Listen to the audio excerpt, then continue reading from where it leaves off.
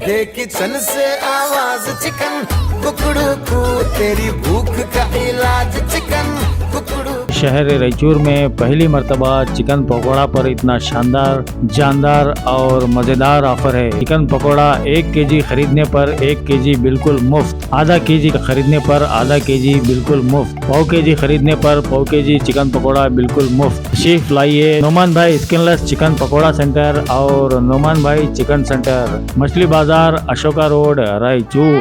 1 kilo लिए तो 1 kilo free. नाज़रीन आदाब, एवन टीवी में आप तमाम का खैर मकदम। SDPI यानी social democratic party of India की जानिब से आज रायचूर शहर के अम्बेडकर सर्कल पर ज़बरदस्त एहतजाज मुनज़्ज़म किया गया। इसमें उन्होंने ये मुतालबा किया कि नफरत फैलाने वाले शरपसंद अनासिर के खिलाफ हुकूमत ने जो मुकदमात वापस लेने का फैसला किया है उसको रद्द किया जाए और मुकदमे वापस न लिया जाए। इसके अलावा इन्होंने इस बात का मुतालबा किया कि गौ रक्षा के नाम पर गुंडागर्दी करने वालों को रोका जाए और इस तरह की गुंडागर्दी को फौरी तौर पर रोककर कानूनी इक़दाम किया जाए। इस एहतजाज में SDPI कायदीन मतीन अंसारी, तौसीफ़ अहमद, मोहम्मद गौस, सैयद अब्दुल अजीज़, हाफिज़ कारी मौलाना शेख महमूद, मोहम्मद मुश्ताक, रुकनुद्दीन, शेख उज़ैर और दीगर कायदीन भी मौजूद थे। नफरत का बाजार गर्म है, मोहब्बत की दुकान में मुसलमानों को सिर्फ भीख मिल रही है। ये जुमला कहते हुए मैं हमारे गयूर अवाम से कहना चाहता हूँ, 3 साल पहले कांग्रेस आने से पहले यहाँ के कर्नाटका में क्या हुआ था थोड़ा उसका जायजा लेना है। 3 साल पहले जब बीजेपी की गवर्नमेंट थी, 5 साल हुकूमत में थे, इतने नफरत बयान थे, इतने नफरत मुसलमानों के खिलाफ, दलितों के खिलाफ, यहाँ के रहने वालों को कॉन्स्टिट्यूशन तोड़ के जो है जबान दराजी करते थे, वो बयानात देते थे। हिजाब का मसला ले लो, हिजाब का मसला ले लो, अज़ान का मसला ले लो, गाय के नाम पे ले लो, मासूम बच्चियों के 2B रिजर्वेशन के ले लो, तलबा के लिए वक़्फ़ बिल के ताल्लुक से ले लो। हर वो शोबे में जो है ऐसा कोई दिन नहीं बचा था जो कि है ना बीजेपी वाले नफरत फैलाने का काम कर रहे थे। लेकिन ये कांग्रेस गवर्नमेंट वादा करके आई थी, जितने भी बीजेपी के अवाम मुखालिफत पॉलिसी है उसको हम है ना पावर में आने के बाद वापस लेते बोलते। लेकिन आज 3 साल हो गए, 3 साल हो गए, एक हिजाब बिल वापस लिए, थोड़ा सा मुसलमानों को खुश किया।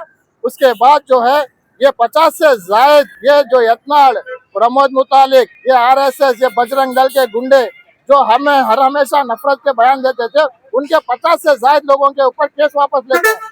आखिर ये समझ में नहीं आ रहा कि मोहब्बत की दुकान में ये नफरत का माहौल क्यों बढ़ रहा है। आखिर समझ में नहीं आ रहा ऐसी क्या मजबूरी थी जो है यहाँ की अपने आप को सेकुलर करने वाली सिद्धरामैया गवर्नमेंट है। शर्म आनी चाहिए। मैं कहता हूँ, मैं ये भी कहना चाहता हूँ, जो हमारी आवाम है, जो अहिंदा वर्ग के लोग हैं, जो समझते हैं कि कांग्रेस आने के बाद हमें है ना बीजेपी से ये नफरत से दूर करेगी, लेकिन ये बिल्कुल भी गलत है। कांग्रेस में बीजेपी में कोई फर्क नहीं है। ये एक सिक्के के 2 पहलू है। हमेशा से आवाम को गुमराह करते हुए आए हैं। अगर तारीख उठा के देखे, कांग्रेस भी कोई दूध की दूली नहीं है। ये लोग हमेशा से जो है, इनका चेहरा कुछ और है, इनकी हकीकत कुछ और है।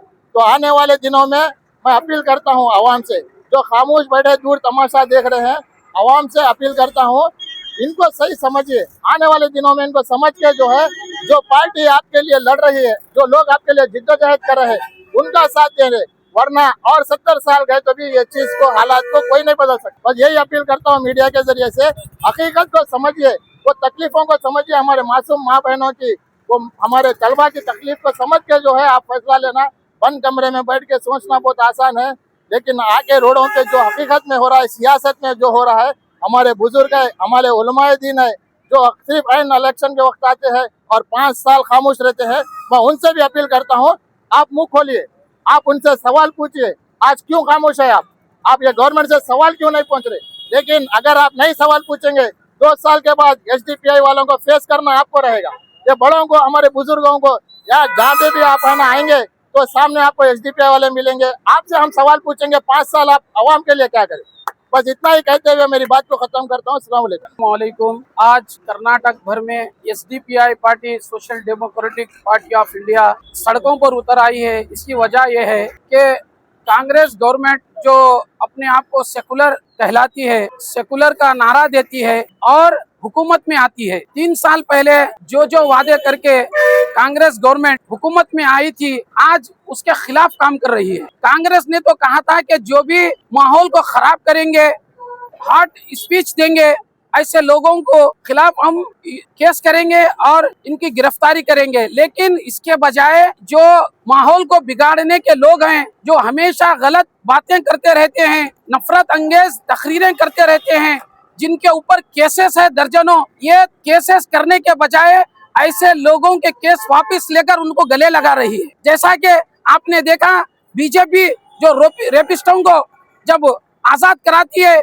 उनको फूल पहनाकर अपने गले लगाती है, आज वही काम कर्नाटक में कांग्रेस पार्टी कर रही है। तो मेरा बोलने का मकसद ये है, कांग्रेस और बीजेपी अलग नहीं है, बल्कि एक सिक्के के दो रुख हैं। कांग्रेस छुपकर वार करती है, बीजेपी सामने से वार करती है। तो कांग्रेस कर्नाटक को यूपी जैसे हालात में तब्दील करने की कोशिश कर रही है। मैं पूछना चाहता हूं कांग्रेस के सेकुलर लीडरों से, जो कांग्रेस में हैं, जो अपने आप को सेकुलर कहते हैं और जो हमेशा इलेक्शन के वक्त सेकुलर का चोला पहनकर आकर लोगों से वोटों की भीख मांगते हैं, वो आज कहाँ हैं? क्यों हुकूमत के खिलाफ आवाज नहीं उठाते? जो 5 साल जब इलेक्शन आता है तो कई तंजीमें बाहर आती हैं, कहती हैं कि भाई कांग्रेस पार्टी सेकुलर पार्टी है, उन्हें वोट दीजिए। आज वो कहाँ हैं? जो हमारे बुजुर्ग हैं, जो अपने आप को सेकुलर कहकर कांग्रेस पार्टी को हमेशा वोट दिलाते हैं, वो लोग कहाँ हैं? आज क्यों इनके खिलाफ आवाज नहीं उठाते? तो मैं और एक मर्तबा कांग्रेस पार्टी के अपने आप को सेकुलर कहने वाले लीडरों को कहता हूं कि तुम्हें शर्म आनी चाहिए, जो अपने आप को सेकुलर कहते हैं और मुसलमानों का हमदर्द समझते हैं। अब इतना कहते हुए अपनी बात को खत्म करता हूं। अस्सलाम वालेकुम।